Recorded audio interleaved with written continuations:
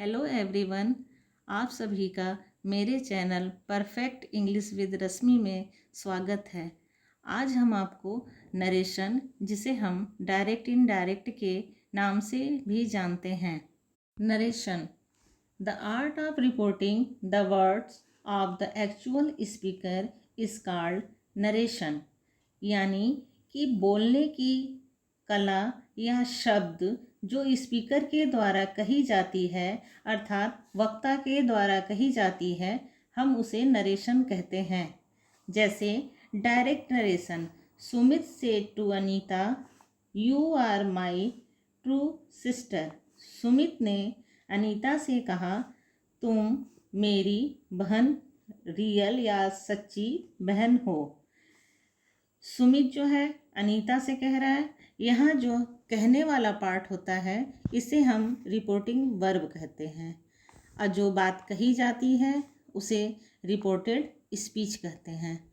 यदि आपको डाउट हो कि वर्ब और स्पीच में कन्फ्यूज़न हो तो आप सीधी सी बात याद रखिएगा कि स्पीच में कही हुई बात रहती है। आसान सा तरीका है इसे याद करने का कि जैसे हम सुनते हैं कि आज स्कूल में सर ने स्पीच दिया या किसी ने स्पीच दिया, तो यानी कि कही हुई बात।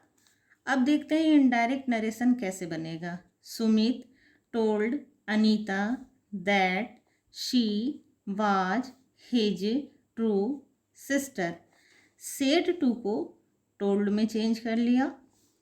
कॉमा को हटाने के लिए कंजक्शन दैट का प्रयोग किया। यू आया है ऑब्जेक्ट अनीता के लिए, इसलिए यहाँ शी होगा। इज एम आर को वाज में कन्वर्ट करेंगे।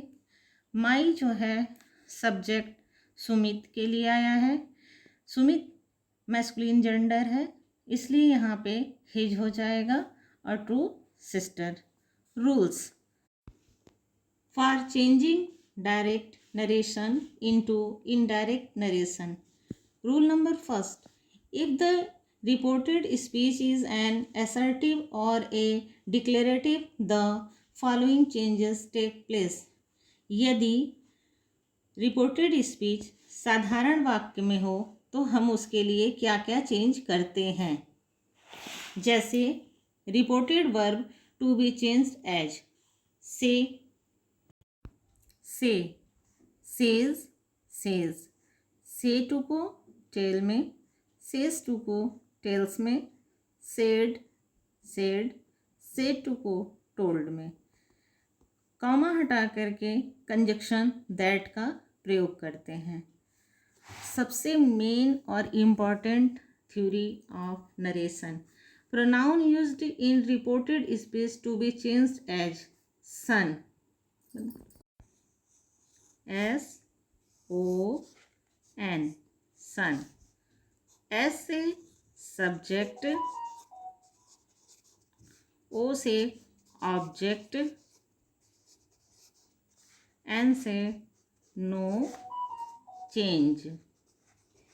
ओके, अब सब्जेक्ट के हिसाब से क्या फर्स्ट पर्सन बदलेंगे, सेकंड पर्सन को ऑब्जेक्ट से और थर्ड पर्सन को नो चेंज।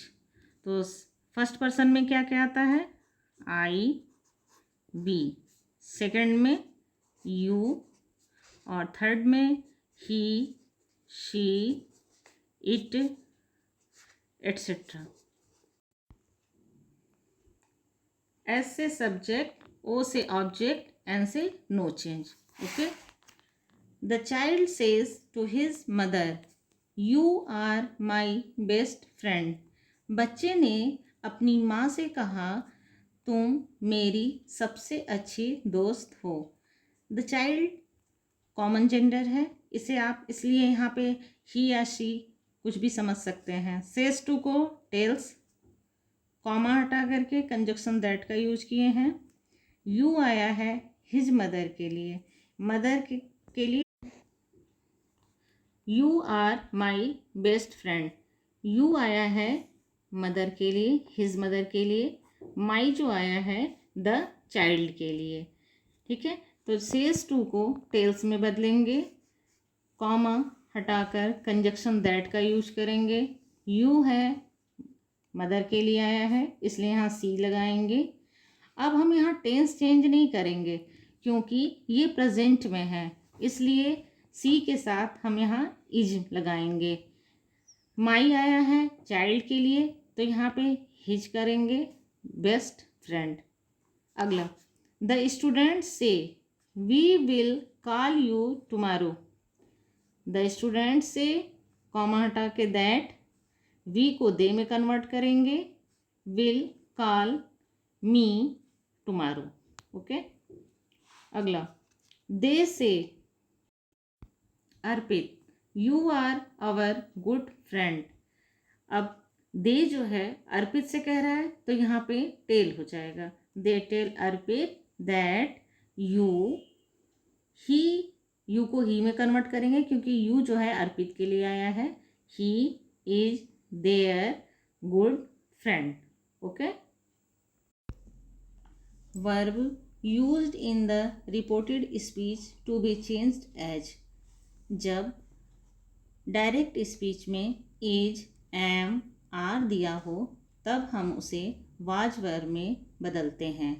वाज वर्ब को हैड बीन में, हैज हैव को हैड में, डू नॉट तथा डज नॉट को डिड नॉट में चेंज करते हैं। कैन को कुड में बदलते हैं।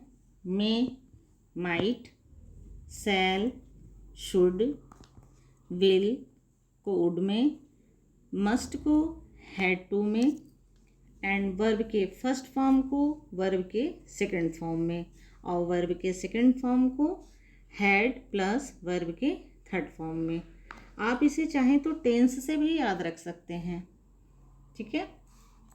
अब अदर चेंजेस देखिए। हेयर को देयर। स्टूडेंट्स कभी कभी देयर की स्पेलिंग THEIR लगाते हैं, तो आप आसान सा तरीका है इसके लिए कि HERE के पहले आप टी लगा लीजिए, तब देयर हो जाएगा। दिस को दैट में बदलते हैं, दीज को दोज में, थस को सो में, नाउ एंड जस्ट को देन में। देन की भी स्पेलिंग ध्यान रखिएगा, THEN होता है, न कि THAN होता है, जो कि जनरली बच्चे गलती करते हैं। THAN देन को कंपेरिजन के लिए डिग्री में यूज करते हैं, न कि नरेशन में, तो इसलिए THEN होगा। एगो को बिफोर में, टुडे को दैट डे में, टू नाइट को दैट नाइट में, यस्टरडे को the previous day, last day, night, सबके पहले आप द प्रीवियस लगा लीजिएगा। टुमारो को द नेक्स्ट डे में, the next day plus night, तो आप उसको द फॉलोइंग कर सकते हैं।